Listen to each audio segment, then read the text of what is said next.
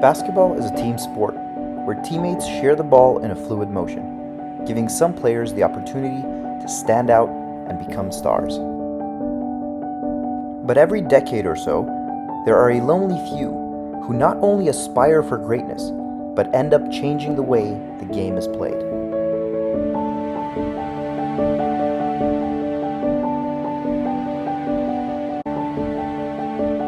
So today, we'll be looking at the top 5 most efficient NBA players who aspired for greatness and changed the way basketball is played from 2000 to 2005.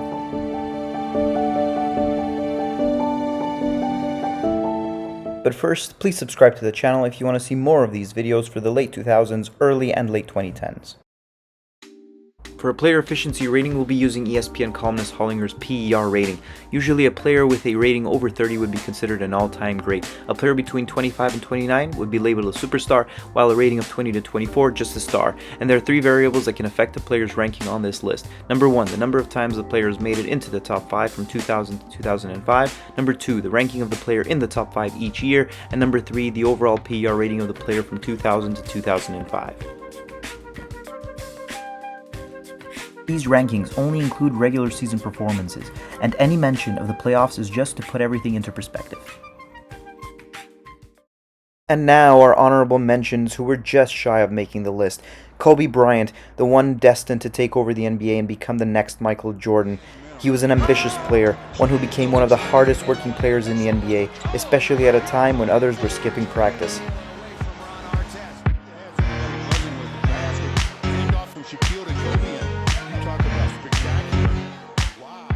This strong work ethic was noticed by his peers, coaches, and fans alike, and helped him place 5th in PER rating for 2 years in a row in 2003 and 2004. And this occurred at a time when Kobe was playing alongside another superstar, Shaquille O'Neal. So having 2 players make the top 5 2 years in a row is quite a feat. And I'll show you how easy it can become as Kobe gets the easy deuce above. In the 2002-2003 NBA season, as a 24-year-old, Kobe was the 5th most productive player on the court, averaging 30 points with a 45% field goal percentage to go along with 6.9 rebounds, 5.9 assists, and 2.2 steals. And he managed to average these numbers playing in a full 82-game season. In the same season, Kobe recorded 5 triple-doubles and led the league in total points scored, 2-point field goals made, and total field goals made. Also in the same season, Kobe scored an NBA record at the time of 12 three-pointers made in a single game.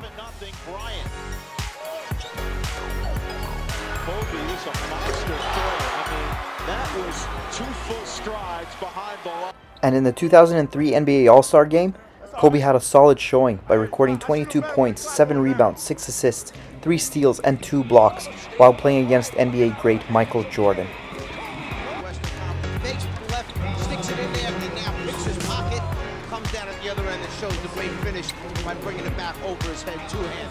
But his shining moment in the All-Star Game was actually the year before, in the 2002 NBA All-Star Game, where he led the West to a win in his hometown of Philadelphia and took home the All-Star Game MVP award.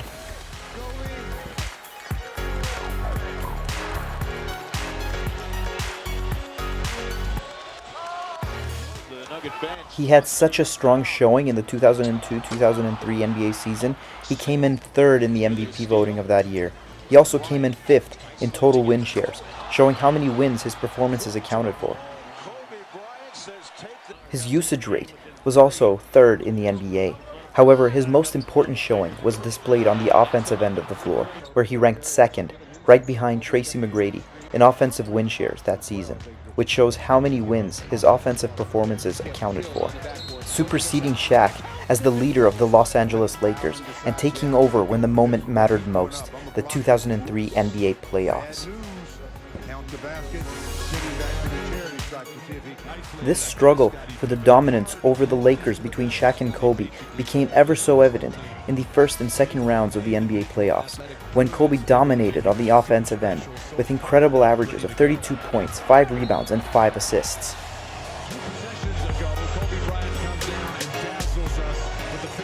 However, the Lakers ultimately lost in the second round of the 2003 NBA playoffs, ending their 3-year reign as NBA champions. And as Shaq took a back seat that season, it was apparent that both players needed to work alongside each other instead of against one another the next season. In the 2003-2004 NBA season, Kobe, as a 25-year-old, again ranked 5th in player efficiency rating, this time only playing in 65 games and averaging 24 points, 5.5 rebounds, 5 assists, 1.7 steals on 44% shooting from the field. At the end of the season, Kobe came in 5th in MVP voting. However, in the NBA playoffs, Kobe and Shaq put aside their differences and learned to play as teammates again. Kobe took a step back and allowed Shaq to help him more, averaging 24 points, 4.7 rebounds, and 5.5 assists in 44 minutes of play. And it paid off, as they made it all the way to the NBA Finals, where they ran out of steam and lost to the defensive-minded Detroit Pistons. And another honorable mention, Chris Webber, or C-Web for short, was in his prime from 2000 to 2005, and as a star member of the Fab Five of Michigan's famed basketball team, he made the top 5 in PER rating in 2 NBA seasons. In the 2000-2001 NBA season, C-Web had a monster season, averaging 27 points, 11 rebounds, 4 assists, 1 steal, and almost 2 blocks a game. He shot 48% from the field and led a very strong Sacramento Kings team that proved to be quite a thorn for the Shaq and Kobe-led Lakers during their three-peat. In the same season, Webber had the highest 2-point field goal attempts amongst all NBA players. He also set a career record by snatching 26 rebounds in a single game, as well as scoring a career-high 51 points on a separate occasion. All these spectacular performances helped his case for the league's MVP award when he came in 4th in the MVP voting of that season. C-Web, with all his accomplishments during the regular season, could not translate that success when it mattered most during the 2001 NBA playoffs. Even though he averaged a double-double with 26 points, 13 rebounds, and 4 assists per game in the second round versus the LA Lakers, he could not find a way to get past Shaq and Kobe.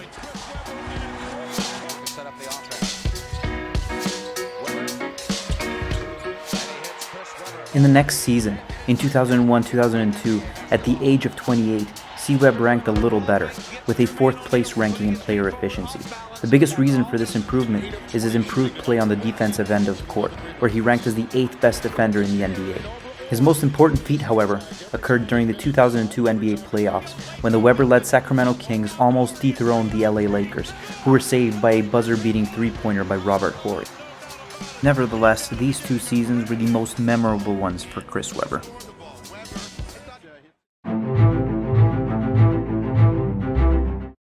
At number 5, Dirk Nowitzki, the one who made his signature one-footed fadeaway shot highly popular among the NBA players of today. This 7-foot jump-shooting German superstar made the top 5 in PER rating in 2 NBA seasons.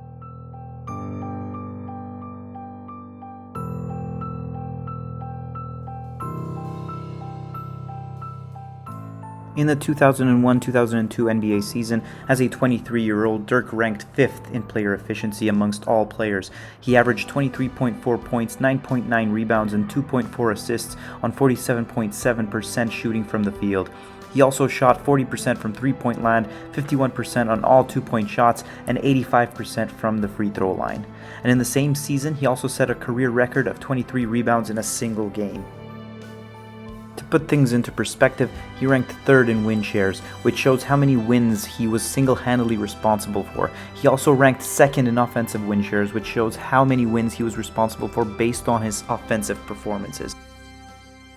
In the 2002 NBA playoffs, Dirk averaged 29.4 points, 13.7 rebounds, and 2 assists per game, eventually losing to the Sacramento Kings in the conference semifinals. Dirk also ranked 5th in player efficiency rating in the 2004-2005 NBA season. As a 26-year-old, he averaged 26.1 points, 9.7 rebounds, and 3.1 steals on 46% shooting from the field. And in the same season, he scored a career-high 53 points in a single game.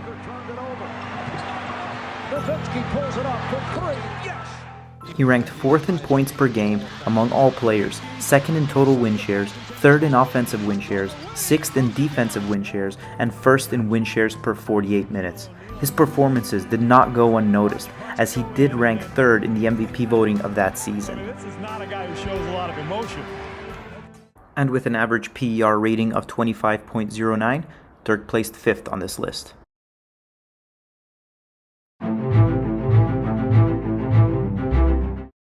At number 4, Tracy McGrady, or better known as T-Mac, was a player who matured quite early in his NBA career. In this 5-year period, he made the top 5 4 times, and at an age when most people are still in college. His best ranking came in the 2002-2003 NBA season, when he ranked first in PER rating among all players at the young age of 23.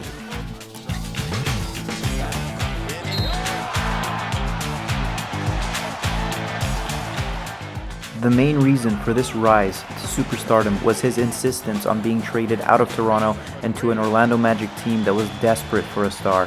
In the 2002-2003 NBA season, T-Mac averaged a league-high 32.1 points, 6.5 rebounds, 5.5 assists, and 1.7 steals on a 45.7% shooting from the field, along with a 38.6% shooting from 3.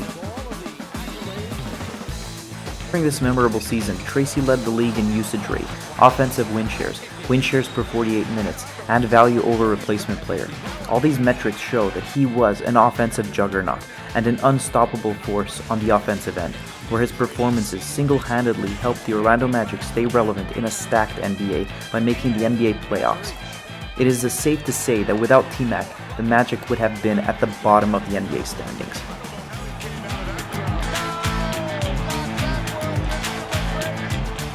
During the 2003 All-Star Game, T-Mac had a spectacular game with 29 points, 5 rebounds, and 3 assists. But it wasn't enough, as the West defeated the East in a very close game.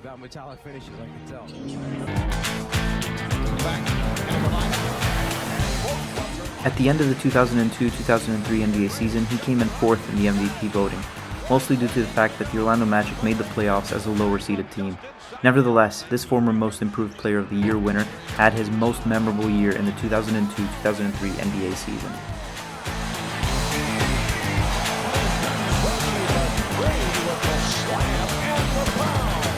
And with an average PER rating of 26.39, McGrady placed fourth on this list.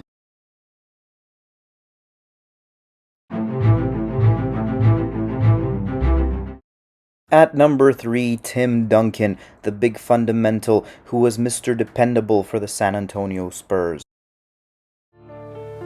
Out of the 5 seasons, Duncan made the top 5 in 4 of them and ranked second in PER rating in all but 1 of them. His best season came in the 2001-2002 NBA season, when at the age of 25 he averaged 25.5 points, 12.7 rebounds, 3.7 assists, 2.5 blocks on 51% shooting from the field. He even shot 80% from the free throw line, which is quite a feat for a big man in that era. During this season, he led the league in field goals made, 2-point field goals made and attempted, free throws made, defensive rebounds, and total rebounds. Even though he was recognized more for his overall play on both ends of the floor as opposed to his offensive prowess, he ranked second in defensive win shares, first in offensive win shares, and first in total win shares, with an incredible 17.8 win share, which means he was responsible for 18 wins of the Spurs season that year. He also led the league in value over replacement players, and he capped off the year with a career-high 53 points in a single game. And these performances did not go unnoticed, as he was named the NBA's most valuable player for the 2001-2002 NBA season. His play in the 2002 NBA playoffs was monstrous, as he averaged 29 points, 17 rebounds, and 4.6 assists per game in the conference semifinals, which the Spurs lost to the eventual champion LA Lakers.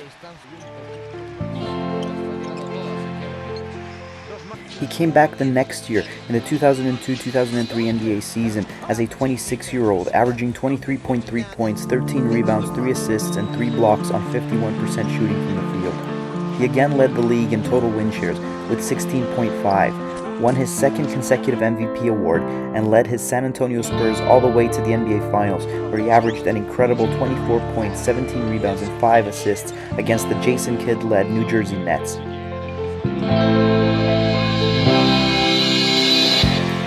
Duncan's crushing averages led the Spurs to the 2003 NBA championship and simultaneously won his second Finals MVP award.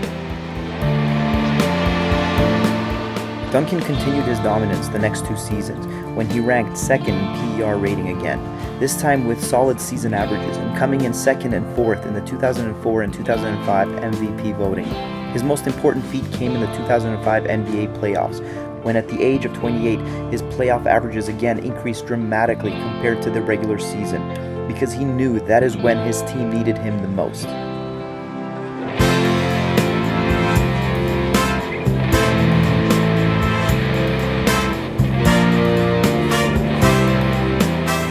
He averaged a whopping 27.4 points, 14 rebounds, and 3 assists per game in the Western Conference Finals against the Nash-led Phoenix Suns. He then led his Spurs team to a grueling final series against the defensive-minded Detroit Pistons, where the Spurs won the series 4-3 and won the 2005 NBA championship, and his heroics helped him win his 3rd Finals MVP award. And with an average PER rating of 27.01, TD placed 3rd on this list.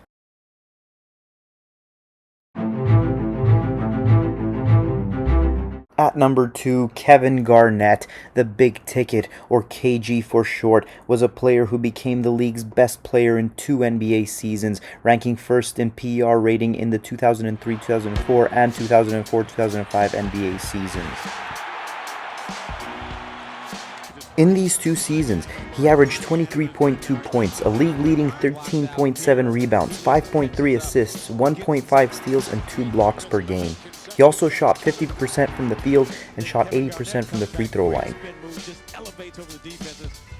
He was so versatile that he could play defense like a center, post up like a power forward, and shoot like a guard.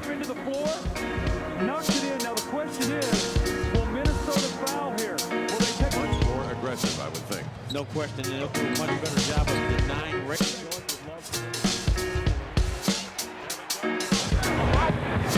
Garnett.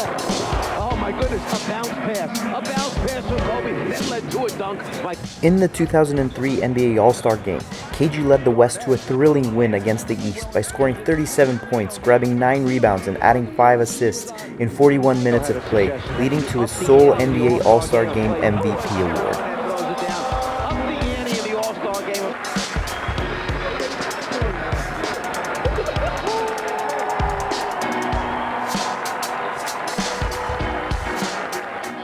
However, the 2003-2004 NBA season was the most memorable one for KG, where at the age of 27 he led the league in field goals made and attempted, 2-point field goals made and attempted, defensive rebounds, total rebounds, and total points scored. He also led the league in win shares, with an incredible 18.3 win shares in the 2003 and 2004 NBA season and 16.1 in the 2004-05 NBA season. And in the 2004-2005 NBA season, Garnett set a career high of 25 rebounds in one game, and another career high of 47 points on a separate occasion. These dominant performances helped him earn the 2003-2004 NBA Most Valuable Player Award.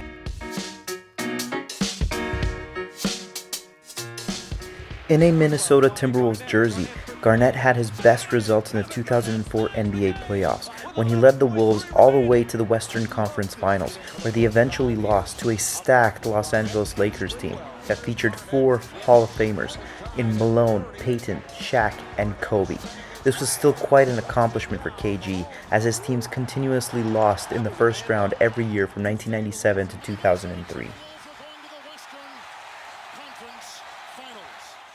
And with an average PER of 28.00, the Big Ticket ranked 2nd on this list.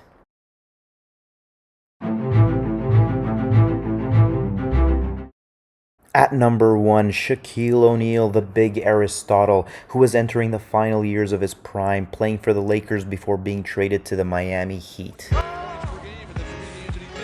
During the 5 seasons he made the top 5, Shaq Diesel ranked first twice in the 2000-2001 NBA season and 2001-2002 NBA season, pushing on from his miraculous 2000 NBA season where he won the regular season MVP award, NBA Finals MVP award, and NBA championship. Shaq continued his dominance into the new millennium by continuing right where he left off.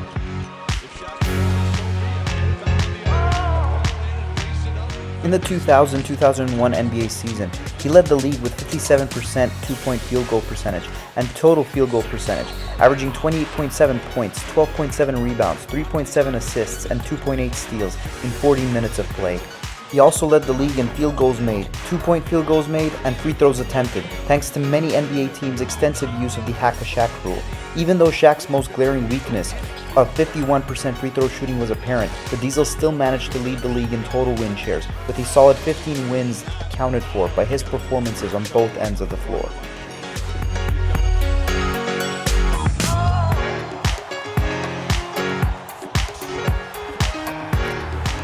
At the end of the 2000-2001 NBA season, Shaq came in third in the MVP voting, which angered him. So in the 2001 NBA playoffs, Shaq, along with Kobe, led the Lakers to a near-perfect finish, with 15 wins and only one loss.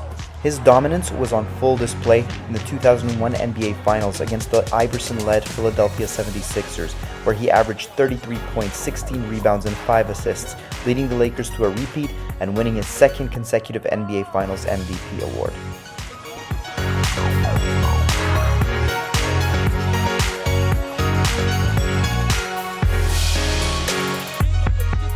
He had similar league averages the following season in the 2001-2002 NBA season and led the league with a 58% field goal percentage. In addition to ranking first in PER, he also led the league in win shares per 48 minutes. At the end of the NBA season, he again came in third in the MVP voting, largely due to missing games because of an injury. However, Shaq managed to get his revenge in the 2002 NBA playoffs when he defeated the MVP of that season, Tim Duncan, and the Spurs in the second round. He then averaged a double-double of 30 points and 13.6 rebounds against his most lethal opponent, the Webber-led Sacramento Kings, and barely won the series 4-3.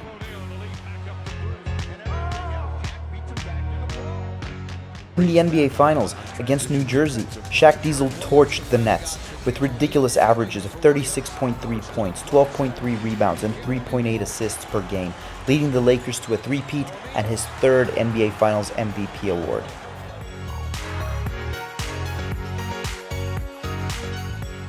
In the 2002-2003 NBA season, fresh off of winning their third NBA championship, the Kobe-Shaq feud took a turn for the worst, as both players were striving to be the face of the franchise. It became evident that Kobe needed a larger role, while Shaq was unhappy with his reduced touches on offense.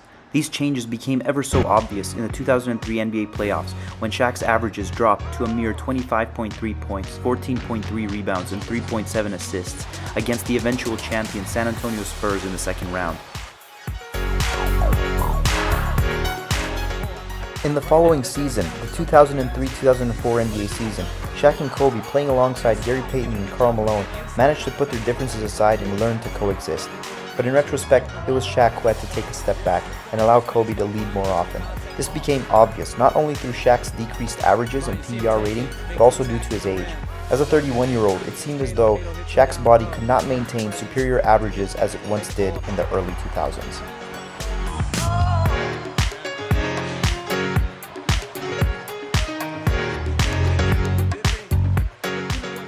Nevertheless, Shaq's shining moment came in the 2004 All-Star Game, when Shaq led the West to a win with 24 points, 11 rebounds, 2 steals, and 2 blocks in 23 minutes of play, and was named the 2004 NBA All-Star MVP.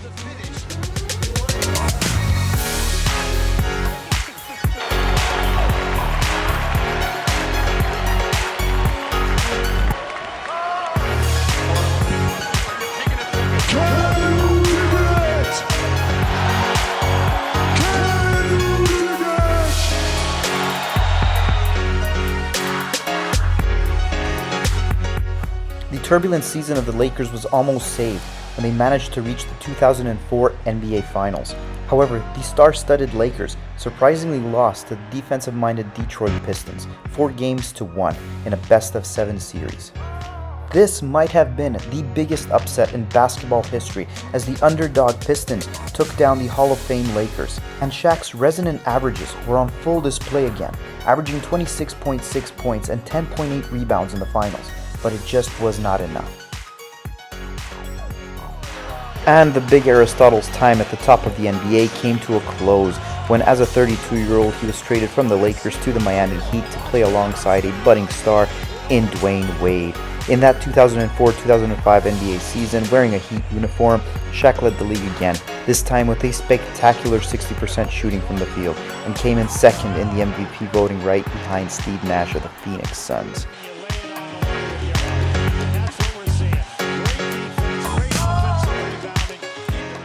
And with an average PER rating of 28.15, Shaquille O'Neal ranked first on this list.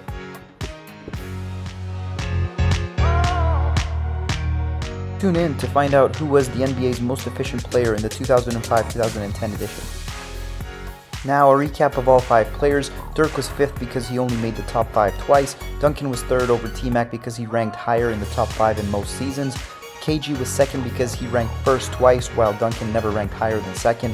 And Shaq was 1st because he made the top 5 every season and he had a higher average PER rating compared to KG. Please subscribe to the channel if you want to see more of these videos for the late 2000s, early and late 2010s.